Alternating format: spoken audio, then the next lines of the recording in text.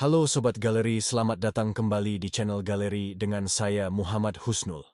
Kali ini kita akan menjelajahi dunia ekonomi yang begitu dinamis. Dalam buku Dragon Slayer Trading Strategy, William Win yang menggambarkan kondisi krisis ekonomi dengan kata-kata yang tajam. Barang ada, uang tidak ada. Uang ada, barang tidak ada. Sebentar lagi jatuh tempo tapi tidak sanggup bayar. Dalam topik kali ini dengan judul Krisis dalam Ekonomi, kita akan menjelajahi penyebab utama krisis ekonomi, baik yang bersifat wajar maupun yang mengakibatkan dampak yang signifikan. Sebelumnya, kita cari tahu bersama dulu mengenai penyebab terjadinya krisis ekonomi.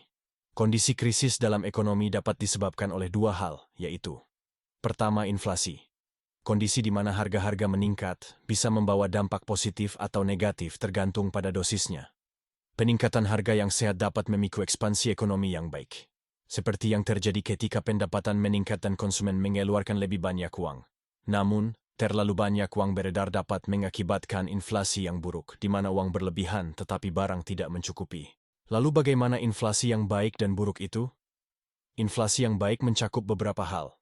Pertama, peningkatan pendapatan rakyat menjadi lebih kaya dan dapat meningkatkan belanja konsumtif.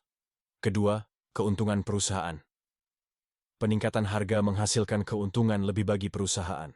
Ketiga, ekspansi bisnis perusahaan dapat membuka cabang baru atau pabrik baru.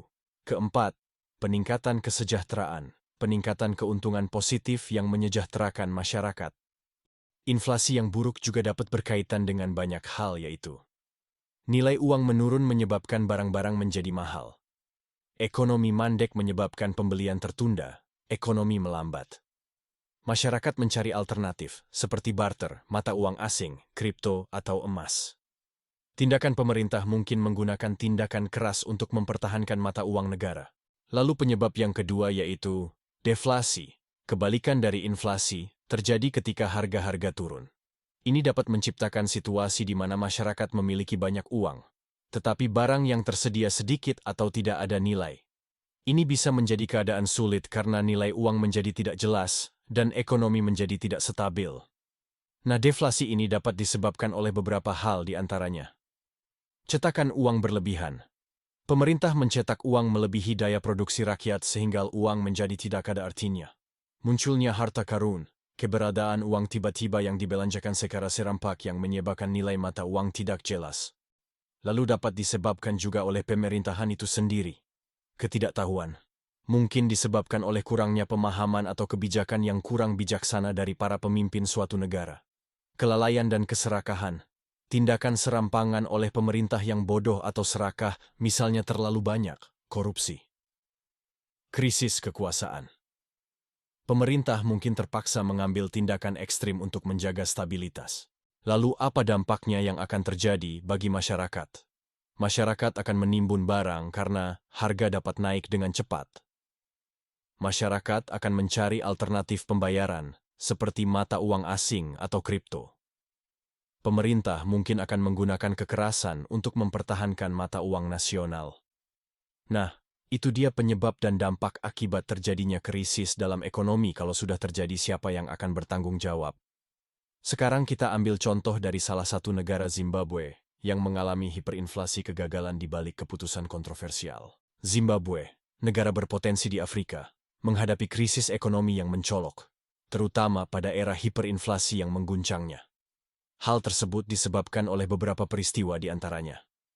Pada saat masa pemerintahan Robert Mugabe, pemimpin otoriter ini mengonsolidasikan kekuasaannya dengan kekerasan dan intimidasi, sementara korupsi dan sanksi internasional terus merusak ekonomi.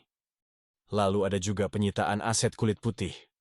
Keputusan Mugabe pada tahun 1999 untuk menyita aset kulit putih dan mendistribusikannya pada rakyat kulit hitam memicu sanksi internasional. Penerima aset tanpa pengalaman bisnis menyebabkan produksi turun. Lalu penyebab berikutnya, lingkaran setan hiperinflasi sitaan aset kulit putih. Ini menyebabkan produksi pertanian turun, barang langka, harga melonjak, dan masyarakat terjerumus ke dalam hiperinflasi. Inflasi mencapai rekor tertinggi pada tahun 2008 dengan angka mencapai 79 miliar 600 juta %. Dan yang terakhir, konsekuensi ekonomi. Hiperinflasi merusak nilai mata uang dan perekonomian negara. pemerintah berhenti mengumumkan tingkat inflasi, dan mata uang Zimbabwe ditandai oleh penambahan nol yang terus bertambah. Hiperinflasi. Zimbabwe adalah peringatan tentang bahaya keputusan ekonomi yang tidak bijak, dan perlunya kebijakan yang bertanggung jawab untuk menjaga stabilitas ekonomi suatu negara. Maka dari itu masyarakat harus turun dalam pemilihan suatu kepemimpinan agar negara itu dapat mengalami pertumbuhan yang sehat.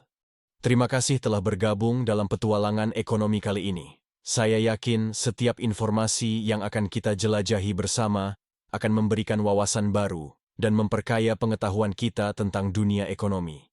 Jika kalian menyukai konten-konten seputar dunia ekonomi dan investasi, jangan lupa untuk subscribe dan follow media sosial kami untuk mendapatkan pengetahuan yang lainnya.